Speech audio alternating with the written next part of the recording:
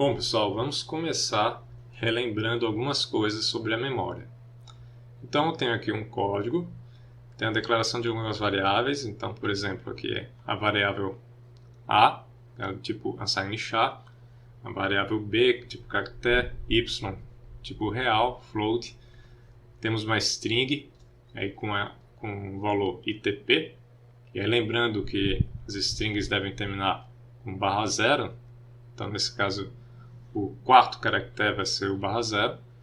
E, por fim, uma variável inteira v com valor 1. Cada uma dessas variáveis ocupam mais ou menos bytes na memória, dependendo do tipo do dado. Então, o número real, float, vai ocupar ali 4 bytes na memória, assim como a variável inteira. Já cada caractere ocupa apenas 1 byte. A cada 1 byte, nós temos um novo endereço, que é essa primeira coluna que vocês estão vendo à esquerda. E aí chamamos de endereço base o endereço inicial daquele espaço reservado para a variável. Então, por exemplo, a variável y ocupa 4 bytes, mas somente esse endereço aqui é o endereço base. Os outros não são endereços base da variável y. No caso da string, que é um vetor de char, o endereço base é somente esse daqui. Podemos escrever na tela o endereço base usando o operador e-comercial. Então, por exemplo, se quisermos escrever na tela o endereço base da variável y, vamos usar aqui o especificador de formato P e vamos colocar e-comercial y. No caso do vetor de char palavra, nós podemos tanto colocar assim, que se refere ao primeiro caractere da string, como também podemos colocar somente o nome do vetor, palavra. Esse também se refere ao endereço base do vetor. Dito isso, pessoal, vamos conhecer agora o conceito de ponteiros. Ponteiro nada mais é do que uma variável que vai conter um endereço de memória. A declaração dos ponteiros segue a mesma sintaxe da declaração das outras variáveis. A única diferença é que nós vamos preceder o identificador da variável com um asterisco. No caso aqui da linha 11, nós temos um moeda PTR que é do tipo ponteiro para float. O valor inicial é qualquer valor, desde que seja um endereço. E uma forma de obter o endereço é através do operador e-comercial. Nesse caso, nós estamos atribuindo à moeda PTR o endereço da variável euro. O tipo atrelado ao ponteiro sinaliza ao compilador o tipo do dado que deve estar nesse endereço de memória.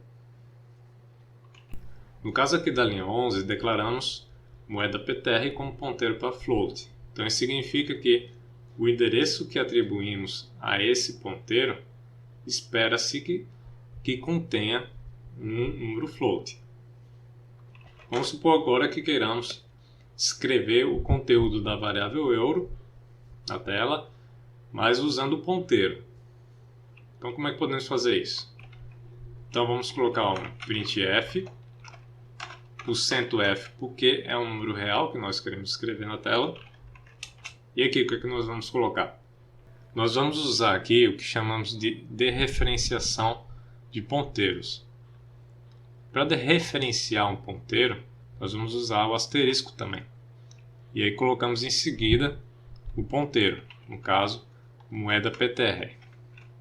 Dereferenciar significa que nós vamos pegar o valor no endereço para o qual o ponteiro aponta. Então, a moeda PTR aponta para euro. Dereferenciar a moeda PTR significa pegar o valor que está lá no endereço de euro. Então, vamos recompilar aqui, executar novamente, e está lá o valor do euro. O que aconteceria se colocarmos aqui endereço de T? Vamos ver? Então a compilação vai dar warning e aí durante a execução aqui deu 0. O que ocorre nesse caso é que o ponteiro moeda PTR contém o endereço de T, esse endereço aqui. E quando dereferenciamos, nós estamos resgatando um valor float, porque esse é o tipo do ponteiro. Declaramos moeda PTR como um ponteiro para float, então espera-se que nesse endereço haja um float. Como o float ocupa 4 bytes, então a dereferenciação do ponteiro vai resgatar aí os valores, a sequência de bits dos 4 bytes seguintes a esse endereço. Ou seja, o programa vai pegar esses 4 bytes, eles sinalizados na tela, e interpretar essa sequência de 4 bytes como um float. Se faz sentido ou não, é o problema aí do programador. Já nesse exemplo aqui, nós temos um ponteiro para char. E observem que esse ponteiro nesse exemplo aqui ocupa 4 bytes, mesma quantidade de bytes de um ponteiro para float. Então não importa o tipo do ponteiro, eles vão ocupar a mesma quantidade de bytes, porque o que o ponteiro armazena não é o tipo para qual ele aponta, ele armazena um endereço de memória. Podemos atribuir também ao ponteiro a palavra reservada null.